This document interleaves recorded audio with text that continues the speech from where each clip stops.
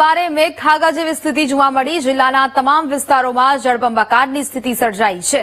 રાજપીપળા નજીક વડિયા ગામમાં પાણી જેના દ્રશ્યો સામે આવ્યા। વડિયા ગામની સત્યમનગર સોસાયટી પાણીમાં ગરકાવ થતી જોવા મળી છે।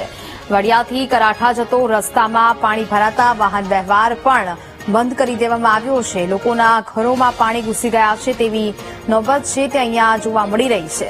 સંવાદદાતા ગૌરવ ફોન લાઈન પર જોડાયા છે। ગૌરવ, નર્મદામાં પણ વરસાદી માહોલ છે તે જોવા મળી રહ્યો છે, શું સ્થિતિ હાલ? જી, આજે વહેલી સવારથી કન્ટિન્યુઅસલી મેઘરાજાની એન્ટ્રી અહીંયા થઈ હોય એવું લાગી રહ્યું છે, જેને લીધે ભારે મેઘો અહીંયા ખાંગા થયા હોય એવી પરિસ્થિતિ સર્જાઈ છે। જેને લીધે ભારે જળબંબાકારની પરિસ્થિતિ ઉદ્ભવી છે, જેની અંદર રાજપીપળા નજીક આવેલા વડિયા ગામની આજુબાજુની જે સોસાયટીઓ છે, જેમ કે સત્યમનગર સોસાયટીની અંદર પણ પાણી ભરાયા હતા અને લોકોને ચિંતા થઈ રહી છે કે પોતાના ઘરની અંદર પણ પાણી ભરાઈ શકે છે એવી પરિસ્થિતિ ઉદ્ભવી રહી છે અને અનેક ગામોના રસ્તાઓ પણ પાણી ફરી વળ્યાની લીધે રસ્તાઓ પણ બંધ કરવામાં આવ્યા છે।